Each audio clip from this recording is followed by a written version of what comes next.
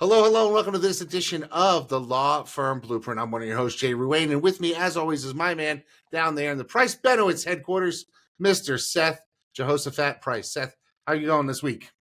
Doing well. It's been a trying week, but the top line numbers are all good. Well, top line is always good. Bottom line is what we put in our pockets. And, True. I talked to my tax people. I got my tax preparer, my old accountant. I've got my tax lawyer, my tax strategist, the whole mix. And I think I'm going to do better because we made some moves. But it's always disconcerting to see how much we pay in taxes, as entrepreneurs, because if you've ever listened to this show at the early point of the show, or you've ever talked to me at a conference, I hate paying the 7.5% employment tax, because I'm paying it for employees that when they go to collect Social Security in 30 years are not going to remember me at all. But I paid 7.5% of that check that they're getting every month. I hate that tax more than anything. Seth, what about you? What's that? If they get that money at all. Well, yeah, I mean, I'm assuming that they're going to get it because once you give a benefit, you really can't take it away. You gave me some good advice about Summer Fridays a while back with an employee that had been around for 20 years. And we don't do Summer Fridays anymore, but she's still been getting them. And we tried to take them away from her, and it just created a fiasco that it didn't need to do. But I've had a busy week, Seth. Let me fill you in on all the stuff that I've had. One of the things that I've been trying to do is get a book over the finish line that I started during COVID. And I think I finally got it over the finish line. I'm actually reading the formatted copy right now from my editor. Got the cover done. I'm really psyched about that. And I had a spectacular failure. So I get the highs of getting the book over the finish line. And I've been trying to get this voice AI product off the ground for my firm, where we have a great prompt. We're getting great mitigation for our clients, 20-page reports.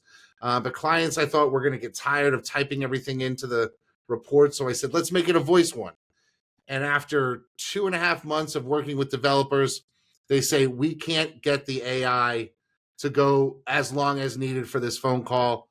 And it's not going to happen for months for now. So do I abandon? Do I split up the call into 3 calls, which isn't sexy? And it also, with my clientele, they could give me 1 call and answer it and then ignore the other 2. So I'm at a pivot point, and I got to make some decisions on, where I go with this investment, because it wasn't cheap. I put in thousands of dollars to hire these developers, and they were the experts. Okay. They told me they could do it. And now they're saying the technology hasn't caught up with my idea yet, which isn't new if you're me. Let's back up. First, congrats, because even if it fails, you're pushing into AI in a way that much of us are talking about but not doing as hard as you're doing. So good for you. Second, what I would say is sometimes there are times when you want everything.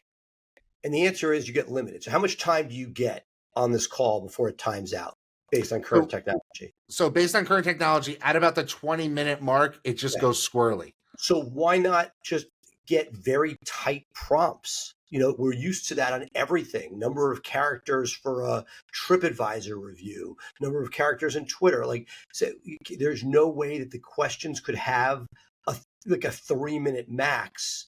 And then if you don't hit it, you could race and start again. But something that gives you that play with it, because, more is not always more.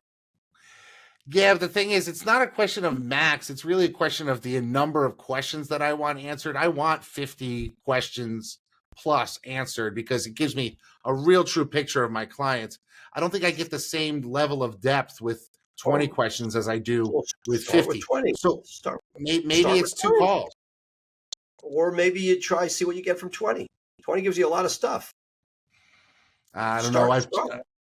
I've tried with 20, and it's just not as impressive. And I want to impress the judges and prosecutors with our mitigation reports. Is there anything where you could go with yes, no questions and fed into the AI that are not verbal, and then add the verbal where you need it? How much do you really need the verbal for?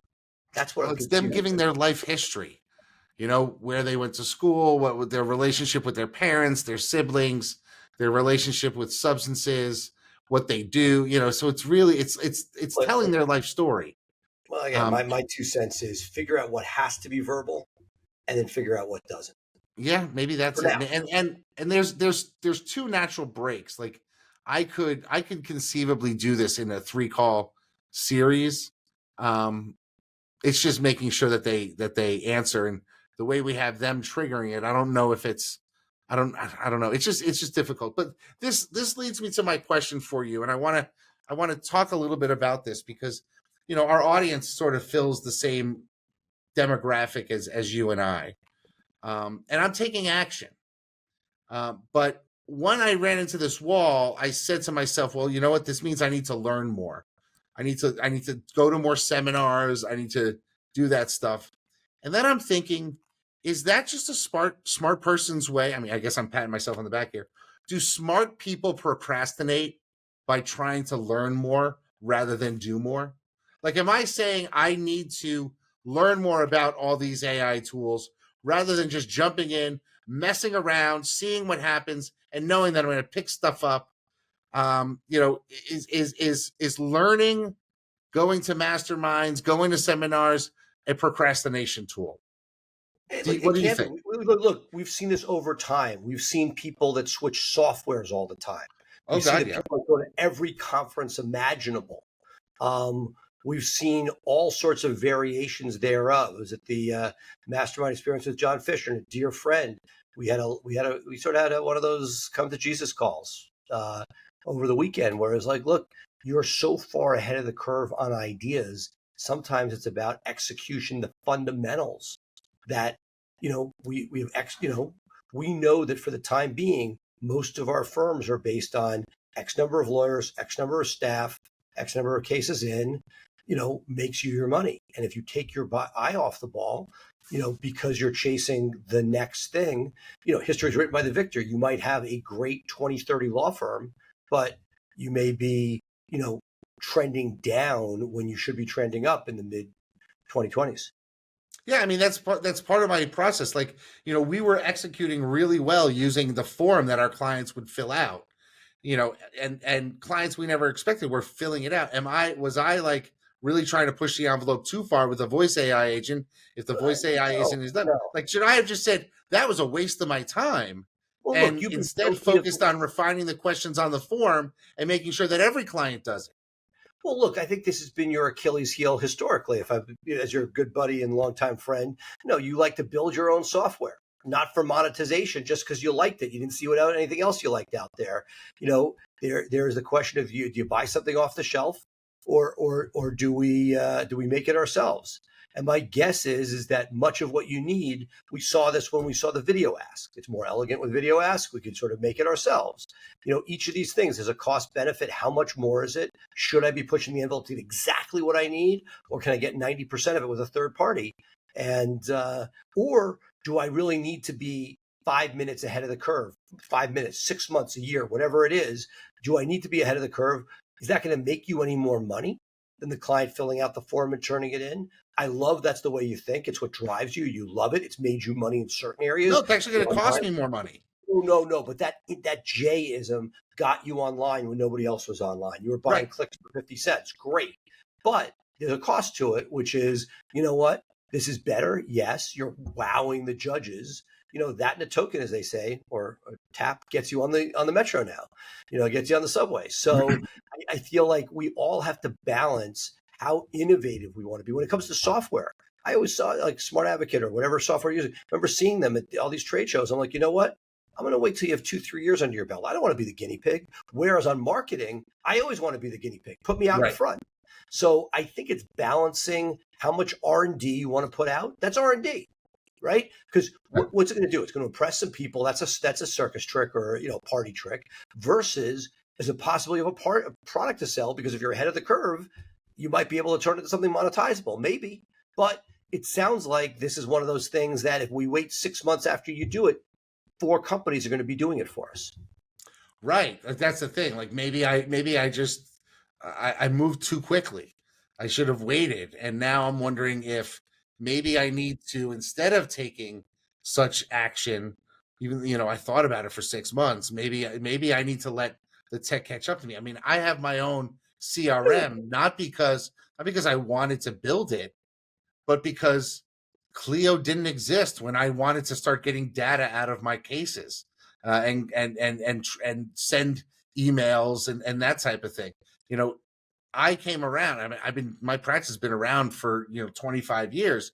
I started doing things because I wanted them, not because I couldn't find, and because I couldn't find the stuff available on the market. I probably should have just harnessed my ideas and found somebody to build them and sell them. But I've always done it my own way, just because I don't want to wait. And I think I'm starting to get to a point where Jay doesn't want to wait is costing Jay money, and it right. should wait. I should wait because the technology, if the technology can do it, other smarter people are going to be selling that service, and I'm never going to sell the service. So what's the point of me trying to create it? And they just answered your question there, right? That's the issue. You're basically, you want to be ahead of the curve on something that's not going to make you any more money. Yeah. That's at the end of the day. That's it. No, but there's okay. So yes, it makes no sense in that thing. But if you figure out by playing with AI the way you are, what those other applications are and pushing forward, you may eliminate 2 or 3 staff members over time that as they quit, you don't need them replaced or whatever it is. I think that you are smart and ahead of the curve diving into AI. But like everything else, look, we saw a lot of people go down a lot of different rabbit holes. Remember when all these different social media platforms came out? There was one that was like a radio show and Periscope and all. You can go down a lot of rabbit holes. I think the AI is here to stay. This seems much more advanced than the stuff we poo-poo. It's here, and it has amazing, amazing implications. So I don't think it's not like you're spending all your time on Periscope with the 17 people out there or Google Plus when it was going to fall. But history is written by the victor. God, remember Google Plus? Yep. Spent a lot of time on that. Yeah. And you know what? It was Google's. I was convinced it was going to be real. It wasn't. So, but the people I met on there paid dividends years later. Yeah. I mean, I think that's the thing. Like I guess I just need to quarantine myself and say, hey, you don't act on these things. Well, allocate X amount of time. That's R&D. If it's beyond your R&D budget, then you shouldn't be doing it. No, this was well within my R&D budget. You did it. And you know what? And no harm, no foul. Right. How much money did it cost you? It's time. But if it turned out that you're doing 3 out of 8 hours a day in the office on this stuff, and your culture's falling, or you're not hiring right, or shit's going on right beneath your nose, you got bigger problems. And let me ask you about hiring, because I think this is something that as the CEO, as the person running a law firm, you're much bigger than I. I'm at a point now where I have my team beneath me, where everybody can be hired unless it's a lawyer. You can't hire a lawyer without my interview and are you at a point now where you're out of all the hiring decisions but for lawyers, or with David but for lawyers, or are you involved in all hiring decisions down to the person sweeping up?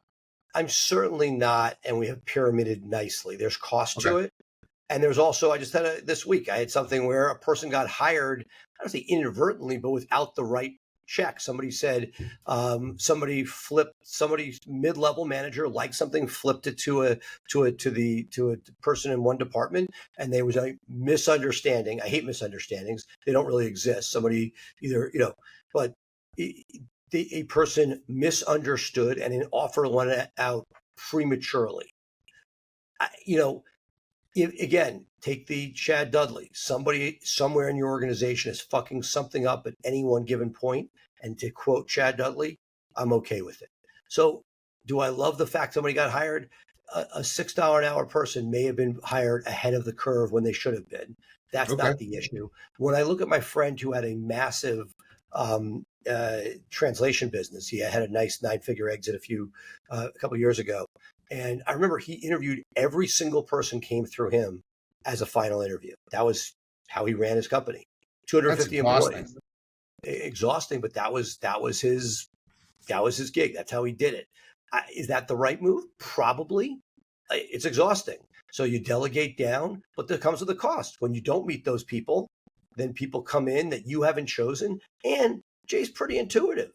Like there's stuff you're going to see that other people won't. So there's a cost to not doing it. So you're, for you having a sustainable, scalable business means you're not going to meet certain people, and that comes with certain costs. And, sometimes You feel like it's great because the team does great, and sometimes they don't. But the truth is, when you were doing it yourself, it wasn't like you were such a genius and you got everything 100% right.